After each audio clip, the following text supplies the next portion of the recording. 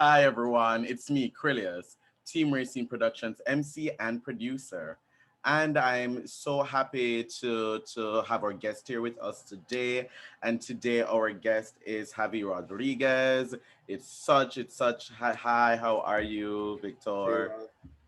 Nice to have you here. It is such a pleasure to have you here with us today. Go ahead and tell our audience a little bit about yourself. Yeah. So hi everyone. Javi Rodriguez. My pronouns are he and his. I am a native of Puerto Rico. Moved to the states a while ago, to mainland states, and here in DC work with Black and Brown youth. Um, love engaging in thoughtful dialogue regarding equity and justice, and doing my part to ensure that our movement is intersectional and empathetic as well. Beautiful, beautiful. And, working, being a community advocate as you are, this time right now, I mean, we're in unprecedented times. One, we're going through an ongoing pandemic while we're dealing with an upcoming election, while we're also dealing with, which what we've always been dealing with, police brutality and all of that. But, increased protests and demonstrations, not just in the US, but across the world. Tell me about what all of this for this year has been like for you. I think it's been both exhausting and very energizing in multiple levels. Seeing like you mentioned earlier, right? These are not things that are new. I think that these are things that, because of social media and the interconnectedness of this day and age, it's very much in your face. But I can make the argument that back in the 60s or in the 20s or prior to that, was already in your face. Um, I think that individuals who weren't given national attention are now like finding ways to grab that spotlight. Um, and just seeing like the reactions of people, both from like individuals who maybe weren't involved prior to it, showing solidarity, but also at the same time seeing the same things that happened in previous movements, right? The protests have been mislabeled. There's individuals calling people anarchists and all these things. So it's essentially the cycle repeating itself, but in a day where like technology has us so interconnected. Of course, definitely. And tell me, the importance of having, young people being a part of this movement and, as we're seeing, leading the Yeah. movement. Tell me about that and what has spurred, this generation to, really be a part of that conversation and make it heard and make it known, as opposed to, I mean, anything else. Tell me about Yeah. I think uh, so often forget how integral students and youth have been in these movements in the past. I think about the freedom riders. I think about the students that protested on college campuses, the students in LA that protested the East LA blowouts. So that's essentially like the Latinx version of the civil rights movement, where students in California and LA specifically, Latinx students were fighting for equal treatment of just textbooks and being able to speak Spanish. But because the way that we're taught history, specifically in the United States, I think we elevate certain individuals, those who are a little bit more comfortable with talking about. So we've seen that distinction between like MLK and Malcolm X a lot. But even the students, right? Like I think a majority of when I started finding about the students' involvement in these movements and being exposed to like violence, um, and being victims of it, like it's in the history book. So I think for me now, watching youth like really putting their bodies out there, and with again technology making it so easily accessible, you really just can't shy away from it, right? Like you could back then maybe say like, oh, that doesn't happen, you can't prove that people were there, but we're seeing like this happen all over the place. And I know there's always been some want to discredit youth just because like they're not experienced enough, and like all those ageist ideologies like, well, you just don't know the world. But it's really inspiring to see individuals we would consider kids, or that we would pass off, like really being front and center. And we saw that from Marjorie Stoneman Douglas, that. to lead the fight for gun reform and school safety. And like people are so quick to discredit these students, but it's like you care about the future, yet you don't listen to the future generation. So it's always like, why are we doing this? And then I just keep thinking about how vocal and informed these students are. And the easiest way for someone to just say like, well, I won't listen to you because like you're young. And it's heartbreaking, right? Because we want to pass off our world to the next generation, but it's like, when do we do that? So. That's true. That's true. And what's interesting is that within this, within this fight, within this movement, that's going on right now, intersectionality, of course, is so important, and that's intersectionality among all groups and all the ways how people identify, coming all together. And one of the biggest things, especially with this Black Lives Matter movement, is trying to espouse, not only that Black Lives Matter, but Black queer lives matter, Black trans lives matter, getting that into that. Tell me about how important that is to make sure that that voice and that message is carried through with this movement. Yeah, I'm happy to. So we often in historically, right, like all movements have at one point or another moved from this, like, I'm not saying that the focus wasn't to uplift the community. I want to like the messaging of change and moved to make it more palatable to the majority, right? We saw that in the women's suffrage movement, and that's what it's called, like the white women's suffrage feminist movement, where like Black women who are women weren't allowed to participate to the extent of white suffragettes. And then we think about even the civil rights movement. We had Bayard Rustin, a chief architect of the March on Washington, who was a close advisor to the Reverend Dr. Martin Luther King Jr. And like, he was an openly queer Black man who was very vocal about queer rights and talking about these things. But like, as obviously things pick up steam and there's campaigns being waged against these movements, quite like, hey, like, how do we make it, cater it to be a bit more comfortable, right? Like, okay, even when we think about the fight for the ERA in the 70s and 80s, like, okay, Black queer women are like, we need to talk about like even from access to women's reproductive health, but also like access to equal treatment and representation for queer women. And we saw like these movements again change. So what I've enjoyed seeing, at least in this day and age, has been that even at the commitment march this past Friday, individuals who participated and have been in the game from the March on Washington, like using this national platform to say all Black lives matter, right? So we're seeing people talk about reproductive rights, talking about trans women, the issues facing the trans community, issue in the queer community. So we're talking about Black Lives Matter and addressing systemic injustice. It's really not just centering the issues facing the heterosexual cisgendered men, right? It's also addressing the deep issues that are integrated in our society. Just because if we want to enact sustainable and systemic change, you really have to focus on the most vulnerable individuals.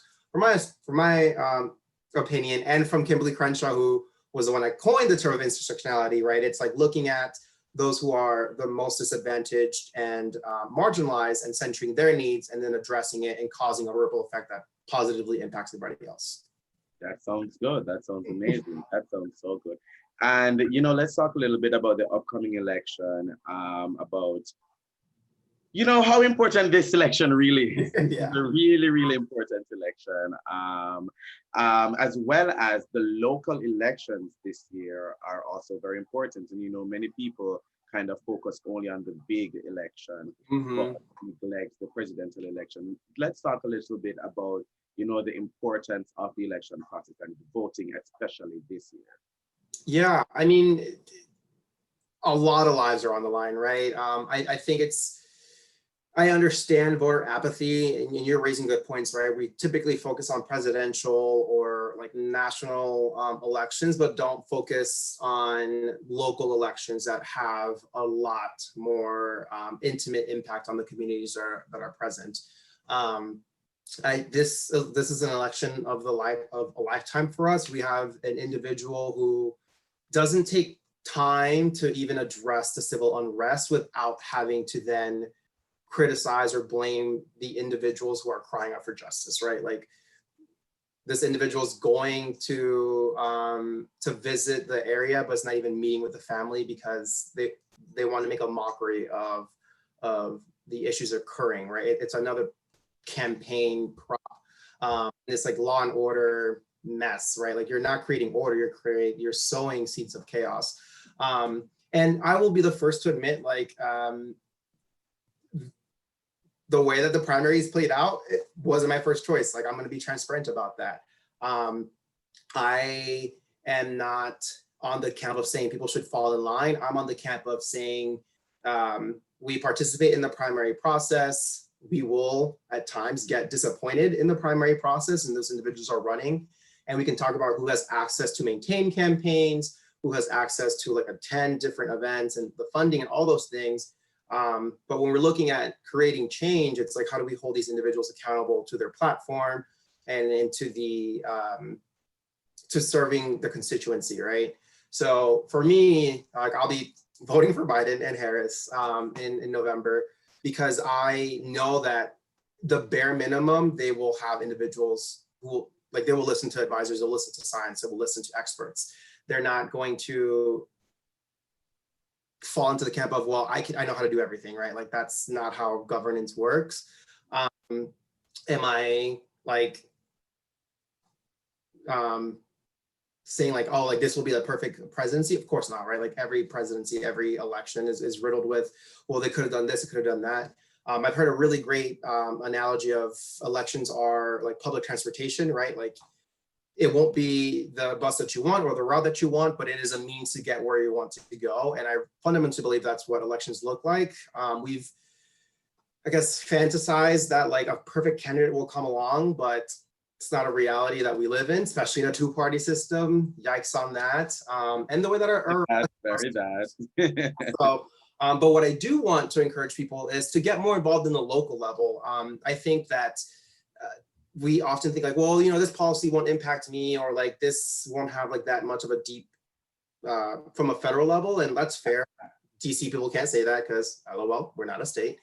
But like so many people don't think about like who's running to be their tax collector, who's running to be a judge, a DA. So like these are elections that like you are being impacted like right down the street from us.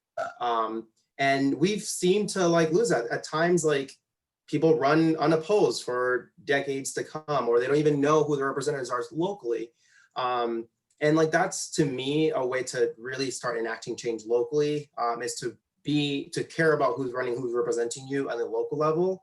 Like yes, every 4 years or every 2 years we have midterms, we have general elections. But like think about these people that like are technically your neighbors and they're running to represent you, and they're not held accountable, or they don't they just know that they're going to win. And it's sad, right? Like I've asked a couple of people like, oh, do you know who like represents you even in your ward? And they're like, well, nah. But they're like, oh, hopefully there's some change. Hopefully there will be some change. Yeah. Uphold.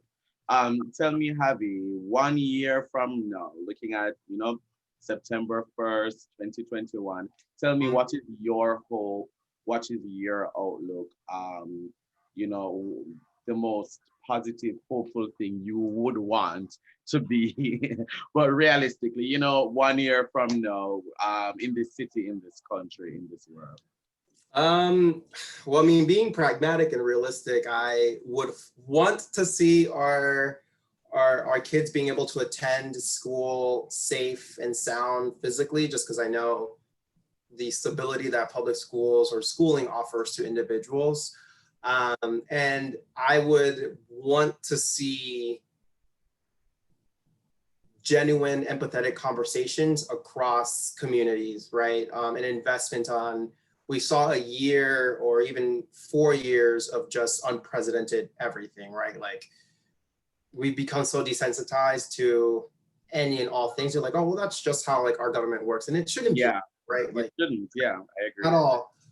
So in a year from now, I would want individuals to not think that this ends in November, right? Like this one chapter and then we continue on, right? Like we have hopefully we elect an administration that is aware that there are issues and they're willing to work on them, and Yeah. we're accountable to those issues, and we hold our local officials accountable to issues. And it's just that's what I guess fear most, is that people think that in November, on November 4th, things are like boom, done, or January inauguration occurs. But it's a continued investment, and it's our civic duty, right, to continuously hold individuals accountable and listen to when individuals who aren't feeling represented or aren't feeling supported cry out for justice. I've been seeing a lot of that too. Like recently, someone says, "Oh, you haven't heard about Abolish ICE recently?" I'm like, I have, because I go to events. I am involved in the Latinx community. I've lived in South Florida. I know what ICE does to people and the horrors of the cause. So to this performative allyship, I would hope we've moved past that and are more empathy to our fellow countrymen and women, and also around the world, right? Like there are issues happening outside of our country, and some of these issues we've caused. And I think that we want to hold ourselves a little bit more accountable to these ideals that we like to say that we are, and that we practice those ideals moving forward. Lovely, lovely. Thank you so much, Javi. Now, for our viewers out there, how can they, keep up with you and follow you? Oh, follow me on Instagram, Javi Platano, which is JAVIPLATANO. Or if you want, feel free to share my email. I'm always happy to talk to individuals. I do equity and justice consulting work with organizations, so I'm always happy to talk about addressing racial bias and biases within organizations. So always happy to do that. But yeah, I would encourage people to just share their stories with me. I love learning about people, especially in the district. So many walks of lives here. So thank you so much, Javi. And of course, thanks so much for joining me today. It's been such a pleasure having this chat with you. Oh, thank you. You have a great day. Thank you, you too. And to our viewers, thank you for watching. Bye, everyone. Bye.